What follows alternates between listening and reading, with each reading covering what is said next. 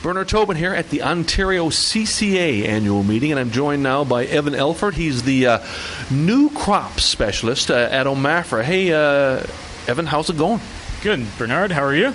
I'm doing pretty good, and it's always interesting to be in a room full of agronomists who, typically talk about corn, soybeans, wheat, lots of forages, but not necessarily new and innovative crops. Talk about, I guess, what you work on at OMAFRA. Well, at OMAFRA, there's a number of us that work on various non-traditional crop production. I happen to focus on the edible specialty crops, and those can take kind of different groups of crops. Could be niche crops like sweet potatoes, low acreage and non-traditional crops like edamame, or underutilized crops or re-emerging crops. Re-emerging crops could be something like hops, which we've seen grown here in Ontario in the past, and is now re-emerging as a new market opportunity as well.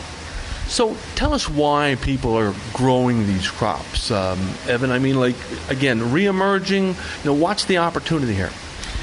Really, a lot of times it comes down to new farm businesses or farmers looking to expand their current market opportunities.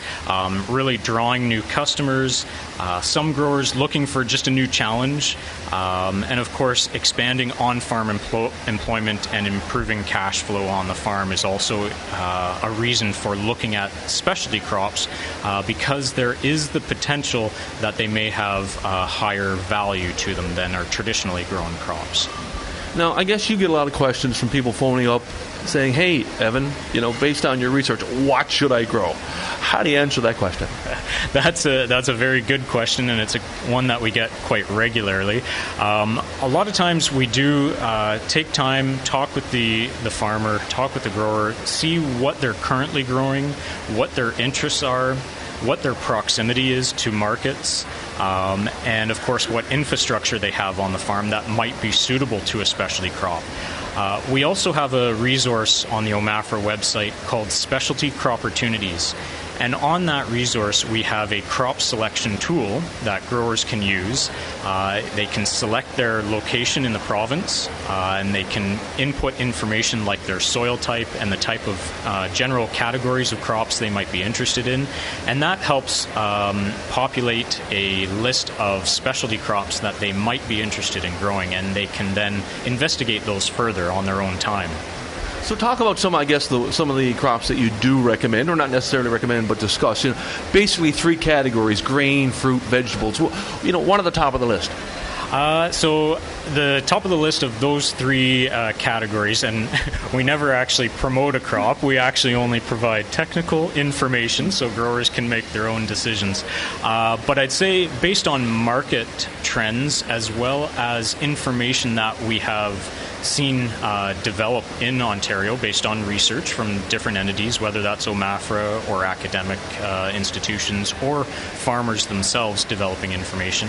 I'd say quinoa is a big one that has a market pull right now, lots of interest around it from the end users, and it is a crop that we can grow in the province. It does require still a considerable amount of research to make it really a commercially viable crop, but it is definitely in development. Within our fruit crop categories, the one that I get the calls about the most would be Haskap. Haskap is a specialty berry crop. It's an early season berry crop, so it does fruit around the same time as June-bearing strawberries. It's a deep blue to purple color, and actually works really well for those growers who have grown it alongside other berry crops and are doing direct farm market or farmers market sales, because it really does add to the display and just the diversity of crops that they would have at the beginning of the season. Within our vegetable categories, a lot of times the ethnocultural vegetables get a lot of press. There's over 200 different ethnocultural vegetables that we can grow. Those are 200 different species that we can grow in Ontario. That doesn't even include the different cultivars that might be market specific. But one that we've really seen commercialized over the last 5 or 6 years is edamame, so fresh vegetable soybean. That's one that we've seen go from hand-harvested, small-scale, fresh market production to now being grown on hundreds of acres in the province. It's harvested mechanically and is also processed through IQF, or individual quick frozen, for wholesale and retail markets. So that's one that's been fairly exciting to see grow over the last number of years. It also raises the question of, I guess, the challenge of growing these new crops. The level of expertise, where do you get it? And even a crop like edamame, which is fresh vegetable soybeans, you talked about the fact that, you think, well, I can use all the registered, herbicides on soybeans, but hey, that's not the case. You're right. Unfortunately, because the use of the crop is at a different stage in terms of edamame versus just regular soybeans, the registrations for our pest control products, or herbicides, or insecticides, or fungicides, they do not apply to the crop in the same way. And so we do have to look at obtaining registrations for those for that crop for that specific use. So, just to wrap up here, Evan, talk about, I guess, where you see this going in the next couple of years. That growth continues. Do you have some favorites? Do you think there's going to be some stars emerge here? So in terms of just how things develop maybe over the next few years, really I don't think there's anything that's really brand new that we're seeing. Specialty crops research has been ongoing in the province for decades by many different groups like Agriculture and Agri-Food Canada, provincial governments, our academic institutions like the University of Guelph here in Ontario. So there's been a lot of work done on many different crops over time. It's just whether or not the market has been there or ready to actually commercialize the crop. So that's kind of just an interesting observation of our specialty crops, that they do kind of come and go in cycles over time.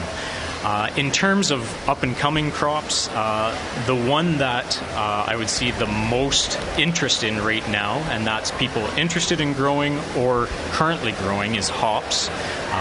Hops are a crop that's used for the brewing process and making beer.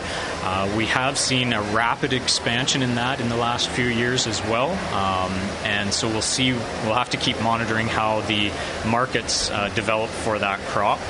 Some of the others, though, the interesting ones that are not at a commercial stage but may have potential, are things like Pawpaw, which is the largest edible native tree fruit to North America, and it is native to southwestern Ontario. Probably the closest thing to a tropical fruit that you'll try that's a native species that we can grow in the province. And also something like Cape gooseberry, which is a fruit crop as well. Probably best starting off as a direct farm market crop, which is mainly how it's grown right now, but has a very fresh citrusy type taste to it. It is a berry that's also known as goldenberry, just been rebranded more by the larger retailers as goldenberry. Can be grown for use as a fresh crop, or also dried down as a snack food as well. Now, Evan, one crop that brought a big groan from a bunch of CCAs and agronomists today was tiger nuts, which really is yellow nutsedge, correct? Well, you're sort of right there, Bernard. Yellow nuts, or tiger nut, which is also known as chufa, is a cultivated variety of yellow nutsedge. So yes, like a number of our specialty crops that are related to common weed species, these are cultivated varieties of those particular species. So tiger nut is a tuber that grows on the plant. It is harvested and can be crushed to create a beverage known as horchata. Or it can be dried down and used whole as a snack food. And that's really the two main markets that we're starting to see develop commercially. We do have a processor now in Ontario called the Chufa Co., and they are supporting agronomic research on the crop so that we can hopefully develop agronomic guidelines for producers interested in growing the crop. So that's one that we'll see. It's very early days on that crop, but it's definitely an intriguing crop and one that I think we need to be keeping an eye on as we move forward. Well, Evan, lots of opportunities. I'm a big fan of hops. Nothing like a good hoppy beer. Thank you for taking the time. We'll catch up in the summer. Maybe we'll do a little tour. For sure. Sounds good.